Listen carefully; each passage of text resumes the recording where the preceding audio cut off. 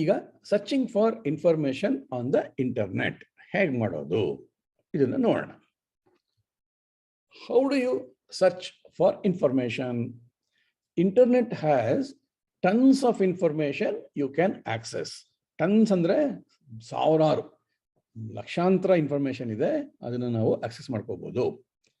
Information can be easily searched through search engines.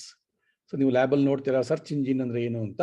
ಅದನ್ನು search ಮಾಡೋ ಮುಖಾಂತರ ನಮಗೆ ಯಾವ ವಿಷಯ ಬೇಕೋ ಆ ವಿಷಯದ ಬಗ್ಗೆ ತಿಳ್ಕೋಬಹುದು. Some of the examples of search engines are Google search, Microsoft Bing, Yahoo search et cetera.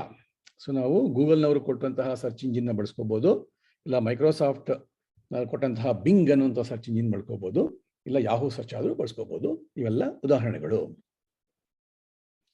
ನಾವು ಆಗಲೇ ಒಂದು ಬ್ರೌಸರ್ ನೋಡಿದ್ವಲ್ಲ, ಅಲ್ಲಿ google.com ಅಂತಿತ್ತಲ್ಲ, ಅದು ಸರ್ಚ್ ಲಿಂಕ್. ಅದು ಕೆಳಗಡೆ ನಾವು ಸರ್ಚ್ ಇನ್ಪುಟ್ನ ಲೇಟೆಸ್ಟ್ ಸ್ಕಿಲ್ಸ್ ಅಂತ ಬರೆದಿದ್ದೇವೆ. ಇದು ನಾವೇ ಟೈಪ್ ಮಾಡಿರೋದು. ಹಾಗೆ ಟೈಪ್ ಮಾಡಿದಾಗ ಸಾವಿರಾರು ರಿಸಲ್ಟ್ಸ್ ಕಾಣುತ್ತೆ. ಇದರಲ್ಲಿ ಯಾವುದು ಹೆಚ್ಚಾಗಿ ಕಾಣುತ್ತೋ ಅದು ಮೇಲ್ ಬರುತ್ತೆ, ಸ್ವಲ್ಪ ಕಡಿಮೆ ಜನ ಸರ್ಚ್ ಮಾಡಿರೋದೆಲ್ಲ ಕೆಳಗೆ ಬರ್ತಾ ಹೋಗುತ್ತೆ.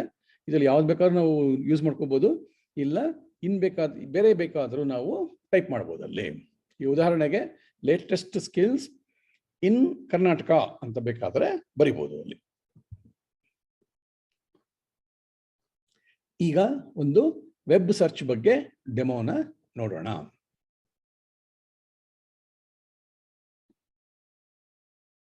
ಈಗ ನಾವು ವೆಬ್ ಸರ್ಚ್ ಮಾಡೋದು ಹೇಗೆ ಅನ್ನುವಂತಹ ಒಂದು ಡೆಮೋ ನೋಡೋಣ.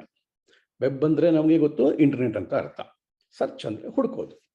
ನಾವು ಈಗಾಗಲೇ ನೋಡಿದ್ದೇವೆ, ವೆಬ್ ಸರ್ಚ್ ಮಾಡೋದಕ್ಕೆ ಗೂಗಲ್ ಕ್ರೋಮ್ ಬ್ರೌಸರ್ಗೆ ಹೋಗ್ಬಿಟ್ಟು ಅಲ್ಲಿ ನಮಗೆ ಏನನ್ನು ಹುಡುಕಬೇಕು ಅಂತಿದ್ದೀವೋ ಅದನ್ನು ಟೈಪ್ ಮಾಡಬೇಕು.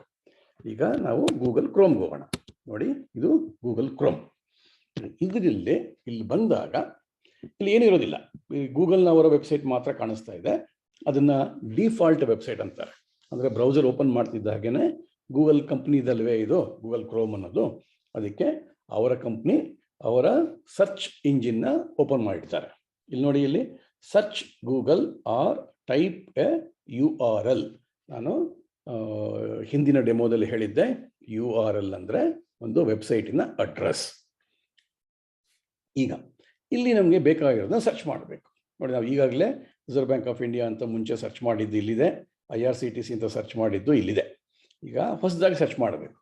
ಏನಪ್ಪ ಅಂದರೆ, ಉದಾಹರಣೆಗೆ PUC ಎಕ್ಸಾಮ್ಸ್ ಯಾವಾಗ ಅಂತ ತಿಳ್ಕೋಬೇಕು. ಅದಕ್ಕೇನಪ್ಪ ಮಾಡೋದು, PUC ಸ್ಪೇಸ್ ಎಕ್ಸಾಮ್ಸ್ ಅಂತ ಹಾಕಿದ್ರೆ ನೋಡಿ, ಅಲ್ಲಿ PUC ಎಕ್ಸಾಮ್ಸ್ ಅಂತ ಮೇಲ್ ಬರ್ತಿದೆ. ಅದ್ರ ಕೆಳಗಡೆ PUC ಎಕ್ಸಾಮ್ಸ್ ಇನ್ ಕರ್ನಾಟಕ 2022 ಅಂತ ಬರ್ತಾ ಇದೆ, PUC ಎಕ್ಸಾಮ್ಸ್ 2022 ಅಂತ ಬರ್ತಾ ಇದೆ. ಇದ್ರಲ್ಲಿ ನಮ್ಗೆ ಯಾವುದು ಇಷ್ಟವೋ ಅದನ್ನು ಕ್ಲಿಕ್ ಮಾಡಿದ್ರೆ ನೋಡಿ, ಈಗ ಒಂದು ಇನ್ಫಾರ್ಮೇಷನ್ ಬಂತು. Karnataka second PUC exams is going to take place from 22nd April 2022 to 11th May 2022 throughout the state ಅಂತ ಒಂದು ಇನ್ಫಾರ್ಮೇಷನ್ ಬಂತು. ಹಾಗೆ ಇನ್ನೂ ಕೆಳಗೆ ಹೋಗ್ತಾ ಇದ್ದರೆ ಬೇರೆ ಬೇರೆ ಇನ್ಫಾರ್ಮೇಷನ್ ಸಿಗ್ತಾ ಇರುತ್ತೆ. ಟೈಮ್ಸ್ ಆಫ್ ಇಂಡಿಯಾದಲ್ಲಿ ಬಂದಂತಹ ನ್ಯೂಸ್ ಐಟಮ್ಸ್ ಇಲ್ಲಿದೆ, ಇಂಡಿಯಾ ಟುಡೇನಲ್ಲಿ ಬಂದಂತಹ ನ್ಯೂಸ್ ಐಟಮ್ ಇಲ್ಲಿದೆ. ಹಾಗೆ ಬೇರೆ ಬೇರೆ ವೆಬ್ಸೈಟಲ್ಲಿ ಯಾವ್ಯಾವ ವೆಬ್ಸೈಟ್ಗಳಲ್ಲಿ ಇದ್ರ ಬಗ್ಗೆ ಇನ್ಫಾರ್ಮೇಷನ್ ಇರುತ್ತೋ ಅದೆಲ್ಲ ಇಲ್ಲಿ ನಮಗೆ ಲಿಸ್ಟಲ್ಲಿ ಬರುತ್ತೆ. ನಮ್ಗೆ ಏನು ಬೇಕೋ ಅದನ್ನು ಆಯ್ಕೆ ಮಾಡಿಕೊಂಡು ಕ್ಲಿಕ್ ಮಾಡ್ಬೋದು. ಉದಾಹರಣೆಗೆ ನಾನು ಮೇಲ್ ಬಂದು ಇದನ್ನು ಇದು ಒಂದು ವೆಬ್ಸೈಟ್ ಇದೆ, ಇದು ಕ್ಲಿಕ್ ಮಾಡ್ತೇನೆ.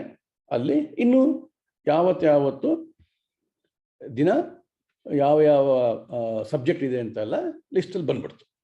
ಇದು ನೋಡಿ, ಇದು ಎಲ್ಲನೂ ಕರೆಕ್ಟಾಗೇ ಇರಬೇಕು ಅಂತ ಯಾವುದೇ ಗ್ಯಾರಂಟಿ ಇಲ್ಲ. ಯಾಕೆಂದರೆ ಇದು ಅಫಿಷಿಯಲ್ ವೆಬ್ಸೈಟ್ ಅಲ್ಲ. ಇಲ್ಲಿ ನೋಡಿ, ಯಾರು HRPOE.co.in ಅಂತ ಅನ್ನೋರು ಹಾಕ್ಕೊಂಡಿರೋದು. ಒಂದು ವೇಳೆ ಅವ್ರಿಗೆ ಮಾಹಿತಿ ತಪ್ಪಾಗಿದ್ದು ಅಥವಾ ಅವರು ಟೈಪ್ ಮಾಡಬೇಕಾದ್ರೆ ಮಿಸ್ಟೇಕ್ ಮಾಡಿದರೆ ಇಲ್ಲಿ ಮಿಸ್ಟೇಕ್ ಇರೋ ಚಾನ್ಸಸ್ಸು ಇರುತ್ತೆ. ಆದ್ದರಿಂದ ವೆಬ್ಸೈಟಲ್ಲಿ ಇಂಟರ್ನೆಟ್ಟಲ್ಲಿ ಬಂದಿದ್ದು ಎಲ್ಲನೂ 100ಕ್ಕೆ 100 ನಿಜ ಅಂತ ಯಾವತ್ತಿಗೂ ಅನ್ಕೋಬಾರ್ದು. ಆದರೆ ಅಫಿಷಿಯಲ್ ವೆಬ್ಸೈಟ್ ಅಂತ ಇರುತ್ತೆ. ಇದಕ್ಕೆ ಹೋದಾಗ ಈಗ ನಾನು ಇದನ್ನು ಹೊಡೆದಾಕಿ ಇಲ್ಲಿ ಬೇರೆ ಟೈಪ್ ಮಾಡ್ತೀನಿ. ಏನಪ್ಪ ಅಂದರೆ PUC ಬೋರ್ಡ್ ಅಂತ ಟೈಪ್ ಮಾಡ್ತೇನೆ. ಇಲ್ಲಿ ನೋಡಿ, PUC ಬೋರ್ಡ್ ಅಂತ ಬರೆದು ಟೈಪ್ ಹಾಕಿದ್ರೆ ಬೋರ್ಡ್ ನೋಡಬೇಕಲ್ಲ ನಾವು. PUC ಕರ್ನಾಟಕ ಗೌರ್ಮೆಂಟ್ದು ಬೋರ್ಡ್ ಆಫ್ ಸ್ಟಡೀಸ್ ಅಂತ ಇರುತ್ತಲ್ಲ, ಅವರು ಅದು ಟೈಪ್ ಮಾಡಿದಾಗ ಇಲ್ಲಿ ನೋಡಿ, https://pue.karnataka.gov.in ಅಂತ ಒಂದು ವೆಬ್ಸೈಟ್ ಕಾಣಿಸ್ತಾ ಇದೆ. ಸಾಮಾನ್ಯವಾಗಲ್ಲ, ಯಾವಾಗ್ಲೂ .gov ಇದ್ರೆ ಅದು ಗೌರ್ಮೆಂಟ್ ವೆಬ್ಸೈಟ್ ಆಗಿರುತ್ತೆ. .in ಅನ್ನೋದು ಇಂಡಿಯಾದಲ್ಲಿ ಇರುವಂತಹ ಗೌರ್ಮೆಂಟ್ ವೆಬ್ಸೈಟು. ಕರ್ನಾಟಕ ಅನ್ನೋದು ಕರ್ನಾಟಕ ಸ್ಟೇಟ್ಗೆ ಸಂಬಂಧಪಟ್ಟಿದ್ದು. PUE ಅನ್ನೋದು ಪ್ರೀ ಯೂನಿವರ್ಸಿಟಿ ಎಜುಕೇಷನ್ ಅಂತ ಇರಬಹುದು. ಇಲ್ಲಿ ಹೋಗಿ ನಾವು ಕ್ಲಿಕ್ ಮಾಡಿದಾಗ ನಮಗೆ ನೋಡಿ Karnataka department of pre university education ಅವ್ರದ್ದು. ಇದನ್ನು ನಾವು official website of GOK government of Karnataka ಅಂತ ಕಾಣಿಸ್ತಿದೆ. ಸೊ ಇದು ಅಫಿಷಿಯಲ್ ವೆಬ್ಸೈಟ್. ಇಲ್ಲಿ ನಿಮಗೆ ಯಾವ ವಿಷಯಗಳು ಬಂದಿರುತ್ತೋ ಅದನ್ನು ನೀವು ಖಂಡಿತ 100% ಕರೆಕ್ಟ್ ಅಂತ ಅಂದ್ಕೊಂಡಿರ್ಬೋದು. ಬದಲಾವಣೆ ಆದರೂ ಕೂಡ ಅವರು ಬದಲಾವಣೆ ಆಗಿದೆ ಅಂತ ಅವರು ಹಾಕ್ಕೊಳ್ತಾರೆ ಇಲ್ಲಿ. ಆದ್ದರಿಂದ ಯಾವ ದಿನ ನೀವು ಯಾವ ಸಮಯದಲ್ಲಿ ಈ ವೆಬ್ಸೈಟ್ನಲ್ಲಿ PUC ವಿಷಯಕ್ಕೆ ಸಂಬಂಧಪಟ್ಟಂತಹ ವಿಷಯಗಳನ್ನ ತಿಳ್ಕೊಳ್ತೀರಾ ಅದು ಕರೆಕ್ಟ್ ಆಗಿರುತ್ತೆ ಅಂತ ಆ ಸಮಯಕ್ಕೆ ಅನ್ಕೋಬಹುದು. ಇನ್ನೊಂದು ಎಕ್ಸಾಂಪಲ್ ತಗೋಣ. ನಾನು PUCನಲ್ಲಿ ಯಾವ್ಯಾವ ಸಬ್ಜೆಕ್ಟು ಅಥವಾ PUC ಆದಮೇಲೆ ಏನು ಮಾಡಬೇಕು ಅಂತ ತಿಳ್ಕೋಬೇಕು ಅಂತ ಇಟ್ಕೊಳ್ಳೋಣ. ಆಗ ನಾನು AFTER ಆಫ್ಟರ್ PUC ಅಂತ ಹಾಕ್ಬಿಟ್ಟು ಸುಮ್ಮನೆ ಎಂಟ್ರ್ ಮಾಡಿಬಿಡ್ತೇನೆ. ಇಲ್ಲಿ ನೋಡಿ, after second PUC PCMB course list ಅಂತ ಯಾರೋ ಒಬ್ಬರು careers360.com ಅವರು ಹಾಕ್ಕೊಂಡಿದ್ದಾರೆ. ಇನ್ನು ಕೆಳಗೆ ಹೋದರೆ PUC ಪಾಸ್ ನಂತರ ಮುಂದೇನು ಅಂತ vijayakarnataka.com ಅಲ್ಲಿ ಒಂದು ಆರ್ಟಿಕಲ್ ಇದೆ. ಇನ್ನು ಕೆಳಗೆ ಹೋದರೆ ಡೆಕ್ಕನ್ ಹೆರಾಲ್ಡಲ್ಲಿ ಆಫ್ಟರ್ PUC ವಾಟ್ ನೆಕ್ಸ್ಟ್ ಅಂತ ಆರ್ಟಿಕಲ್ ಇದೆ. ಆದರೆ ಈ ಆರ್ಟಿಕಲ್ ನೋಡಿದಾಗ ಇದಕ್ಕೆ ಕೆಳಗಡೆ ಡೇಟ್ ನೋಡಿ, ಇಲ್ಲಿ 14 ಜುಲೈ 2020 ಇದೆ. ಇದು ಬಹುಶಃ 2 ವರ್ಷದ ಕೆಳಗೆ ಬಂದಿರೋಂಥ ಆರ್ಟಿಕಲ್ಲು. ಅದೇ ಇಲ್ಲಿ ನೋಡಿ 19 ಮೇ 2010ರಲ್ಲಿದೆ. 10 ವರ್ಷಕ್ಕೂ ಹಿಂದಿನ ಆರ್ಟಿಕಲ್ ಇದು. ಆದ್ದರಿಂದ ನೀವು ಬ್ರೌಸ್ ಮಾಡಬೇಕಾದ್ರೆ, ಸರ್ಚ್ ಮಾಡಬೇಕಾದ್ರೆ ಕೇರ್ಫುಲ್ಲಾಗಿ ಹುಷಾರಾಗಿ ಈ ಡೇಟ್ಗಳೆಲ್ಲ ನೋಡಿಕೊಂಡು ಯಾವುದು ನಮಗೆ ಅನುಕೂಲ ಆಗುತ್ತೆ ಅದನ್ನು ಓದಬೇಕು. 10 ವರ್ಷದ ಹಿಂದಿನ ಆರ್ಟಿಕಲ್ ಓದ್ಬಿಟ್ಟು ಅದು ಇವತ್ತಿಗೂ ಕರೆಕ್ಟಾಗಿರುತ್ತೆ ಅಂತ ಅಂದ್ಕೊಳೋದು ನಮ್ಮ ತಪ್ಪಾಗುತ್ತೆ ಹೊರತು ಅವರ ತಪ್ಪಲ್ಲ. ಆದ್ದರಿಂದ ಬ್ರೌಸ್ ಮಾಡೋದು, ಸರ್ಚ್ ಮಾಡೋದು ಅದೆಲ್ಲ ಒಂದು ರೀತಿಯ ಕಲೆ.